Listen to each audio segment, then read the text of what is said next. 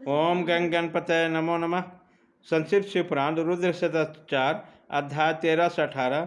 शिवा को अपने महल से गणेश को उत्पन्न करने के लिए द्वारपाल पद पर नियुक्त करना। भाग 2।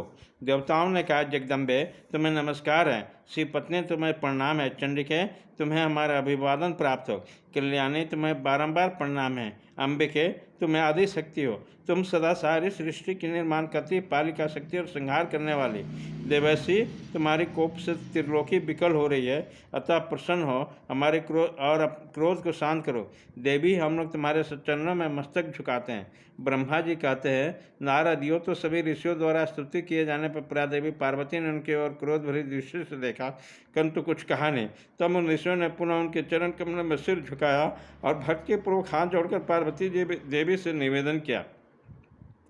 ऋषियों ने कहा, देवी अभी संभार होना चाहता है, अतः क्षमा करो, क्षमा करो। अंबिके तुम्हारे स्वामी शिव तो यहीं स्थित है, तनिक उनकी ओर तो दृष्टिपात करो। हम लोग यहाँ ब्रह्मा विष्णु आदि देवता सारी प्रजा सब तुम्हारे और कहीं हैं, व्याकुल होकर अंजलि बांधे तुम्हारे सामने खड़े हैं। परमेश्वरी इन सबकी अपराध क्षमा करो, शिवे इन्हें शांति प्रदान करो। ब्रह्मा जी कहते हैं, मुने सभी देवर्षियों कहकर अत्यंत दीन भाव से व्याकुल होकर हाथ जोड़कर चंडिका के सम्मुख खड़े हो गए। उनके इस कथन सुनकर चंडिका प्रसन्न हो गई, उनके हृदय में करुणा का संचार हो गए। तब वो ऋषि से बोली।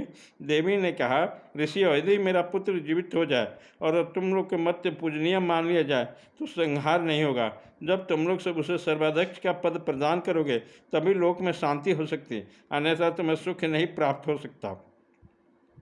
ब्रह्मा जी कहते हैं, मुने पार्वती के यूँ कहने पर सभी ऋषियों उन देवताओं के पास आकर सारा वृत्तांत कह सुनाया। उसे सुनकर इंद्र आदि सब देवताओं के चेहरे पर उदासी छा गई। वह शंकर जी के पास गए और हाथ जोड़कर उनके चरणों में नमस्कार किया, उनका सारा समाचार निवेदन किया। देवताओं का कथन सुनकर शिव जी ने कहा, ठीक है, जिस प्रकार सारी त्रिलोकी को सुख मिल सके वही करना चाहिए, अतः अब उत्तर दिशा को जाना चाहिए। जो जीव पहले मिले उसका सिर काटकर उस बालक के शरीर में जोड़ देना चाहिए। ब्रह्मा जी कहते हैं, मुने तदंतर शिव जी की आज्ञा के पालन करने वाले उन देवताओं ने सारा कार्य संपन्न किया। उन्होंने शिशु को शरीर को दो पुछ कर उसकी पूजा की, फिर उत्तर दिशा की ओर गए। वहाँ सबसे पहले एक दांत वाला हाथी मिला। उन्होंने उसका सिर लाकर उस शरीर पर जोड़ दिया। हाथी के उस सिर को संयुक्त कर देने के पश्चात सब देवताओं ने भगवान शिव आदि को प्रणाम करके कहा, हम लोगों ने अपना कार्य पूरा किया, अब जो करना शेष है उसे आप लोग पूरा करें। ब्रह्मा जी कहते हैं, तब शिव आज्ञा पालन संबंधी देवताओं के बात सुनकर सभी देवों पार्षदों का महान आनंद हुआ।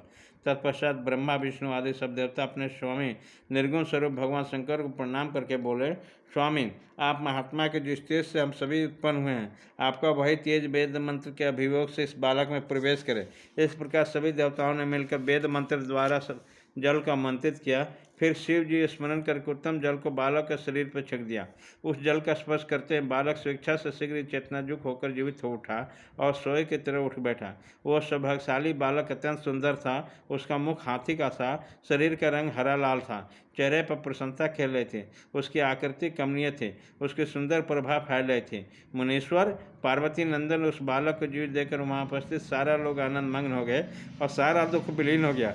तब हर्ष विभोर होकर उन सब लोगों ने बालक को पार्वती जी को दिखाई। अपने पुत्र को जीवित देखकर पार्वती जी परम प्रसन्न हुए। अध्याय 13 से 18 भाग 2 खत्म।